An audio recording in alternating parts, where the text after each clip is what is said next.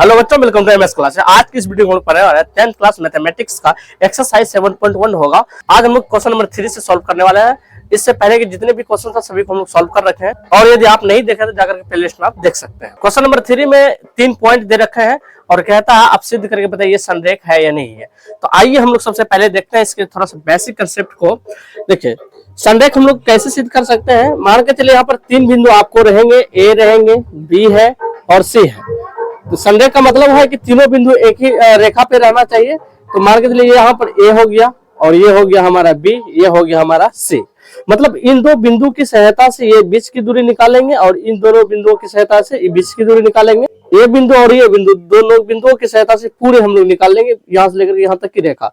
और उसके बाद क्या करेंगे, इन दोनों बिंदु से हम लोग ए बी निकालेंगे, ठीक है। और इन दोनों बिंदुओं से क्या निकालेंगे, हम लोग बी सी निकालेंगे। और इन दोनों को क्या करेंगे, जोड़ देंगे। यहाँ ए से लेकर के सी का ये क्या हो जाए, बराबर हो जाएगा। तो हम लोग कहेंगे ये क्या है, ये संरेख है, नहीं तो संरेख नहीं है, ठीक है। तो सबसे पहले हम लोग क्या करेंगे, यहाँ पर मान लेते हैं, सॉल्यूशन लिखते हैं। यहाँ पर मान लेते हैं, यहाँ पर 3 बिंदु दिया के रखा है। मान लीजिए इसको P1 कॉमा कितना है 5, और Q बिंदु हो जाएगा कितना 2,3, और R बिंदु हो जाएगा कितना यहाँ पर -2,11, ठीक है। तो हम लोग क्या करेंगे, पहले PQ निकालते हैं। PQ बराबर फॉर्मूला आप लिख सकते हैं। PQ जो है बीच की दूरी, हम लोग फॉर्मूला जानते हैं, चूंकि x1 माइनस क्या होता है x2 का होल स्क्वायर। यहाँ पे हो जाएगा y1 माइनस y2 का होल स्क्वायर। अच्छा, x2 माइनस x1 का होल स्क्वायर दे सकते हैं, और यहाँ पर y2 माइनस y1 का होल स्क्वायर दे सकते हैं। तो कैलकुलेशन करने के बाद उतना ही आता है, कोई फर्क नहीं पड़ता है। चलिए हम लोग निकालते हैं PQ के जरिए। देखिए x1 कितना हो जाएगा, यहाँ से 1 हो जाएगा, माइनस x2 कितना हो जाएगा, यहाँ पर 2 हो जाएगा, इसका स्क्वायर दीजिए, plus y1 minus y2, y1 कितना यहाँ पर 5, y2 कितना यहाँ पर 3, इसका स्क्वायर दे दीजिए। चलिए यहाँ से कैलकुलेशन करें, 2 में से एक जाएगा कितना हो जाएगा, माइनस का 1 होगा। यहाँ से देखिए 5 में से 3 जाएगा कितना हो जाएगा, यहाँ पर 2 का स्क्वायर हो जाएगा। चलिए 1 का स्क्वायर कितना हो जाएगा, यहाँ पर 1 होगा। 2 का स्क्वायर कितना हो जाएगा, 4 होगा। स्क्वायर करने के बाद कितना √5 आ जाएगा, यानी PQ कितना आ गया, √5। चलिए अब हम लोग निकालते हैं इधर QR। यही वाला फॉर्मूला हम लोग इस्तेमाल करेंगे। तो यहाँ पर हो जाएगा x2 माइनस x1 लिख लीजिए, कोई दिक्कत नहीं। x2 माइनस x1 का whole square plus y2 minus y1 का होल स्क्वायर, ठीक है। x2 यहाँ से देखिए कितना है, -2 है, यानी कि -2, और x1 कितना है यहाँ पर 2 है। तो फॉर्मूला में क्या होता है, माइनस स्क्वायर प्लस। अब देखिए y2 माइनस y1, तो y2 कितना है यहाँ पर -11, y1 कितना है यहाँ पर 3, -3 का स्क्वायर, ठीक है। देखिए 2 कितना हो जाएगा 4, क्योंकि माइनस में है दोनों, तो ऐड करेंगे तो कितना हो जाएगा -4 का स्क्वायर। यहाँ पर देखिए 11 कितना हो जाएगा, यहाँ पर 14 का स्क्वायर। चलिए 4 का स्क्वायर कितना हो जाएगा, यहाँ पर 16। अच्छा, 14 का स्क्वायर कितना हो जाएगा 196। इसको ऐड कीजिए, कितना होता है 6 6 12, 9 1 10, 1 11, 1 1 2।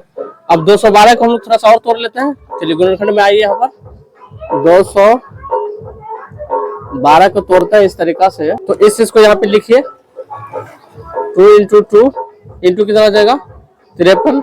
यहाँ 2 2 में से 1 2 क्या हो जाएगा, बाहर आ जाएगा। तो 2 रूट कितना हो गया, यहाँ पर 53 हो गया। तो यानी QR इतना आ गया, ठीक है। चलिए अब हम लोग निकालते हैं क्या, PR, बड़ी भुजा निकालते हैं हम लोग। यहाँ से निकाल रहे हैं,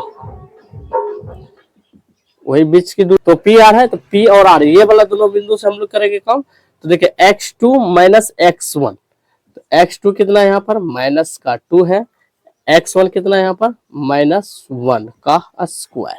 चलिए y2 माइनस y1, y2 कितना यहाँ पर दे रखा है -11। चलिए y1 कितना दे रखा है यहाँ पर 5, यानी -5 का स्क्वायर। इसको ऐड कीजिए, कितना होता है -3 का स्क्वायर प्लस यहाँ पर हो जाएगा 11 5 16 हो जाएगा माइनस में। और इसका हम लोग कैलकुलेशन करते हैं, 3 दिया कितना हो जाएगा 9, और 16 का स्क्वायर कितना हो जाएगा 256 होगा, ठीक है। इसको ऐड करते हैं, 9 6 15, और 5 कितना 6, और यहाँ पर कितना 2। तो यहाँ पर क्या हो जाएगा, रूट हो जाएगा, ठीक है। एक बार 265 को हम लोग तोड़ के देख लेते हैं, ठीक है। तो ये नहीं टूटने वाला है, तो यही हो जाएगा PR बराबर कितना 265। 65। ठीक है। अच्छा, अब हम लोग बात करते हैं ये संरेख है क्या। यदि हम लोग ये दो भुजाओं को जोड़ते हैं तो ये बड़ा वाला भुजा नहीं निकलता है। तो संरेख होने के लिए क्या था कि मतलब कोई दो भुजा को जोड़ने के बाद बड़ी भुजा के बराबर आ जाए तो वो क्या कहलाता है, संरेख कहलाता है। तो हम लोग यहाँ पे लिखते हैं इस बात को, चूंकि ये जो है P Q plus Q R ये बराबर नहीं है, इज नॉट इक्वल टू क्या हो जाएगा, पी आर। तो कहेंगे इसलिए ये जो है बिंदु पी क्यू तथा आर क्या ये संरेख नहीं है। उम्मीद करता हूँ आपको ये समझ में आ गया। आप इसका एक स्क्रीनशॉट लीजिए और उम्मीद करता है ये वीडियो आपको अच्छा लगा है। यदि अच्छा लगा है तो लाइक करें, दोस्तों में शेयर करें। इस चैनल पहली बार है सब्सक्राइब जरूर करें। बने रहे MS क्लासेस। थैंक्स।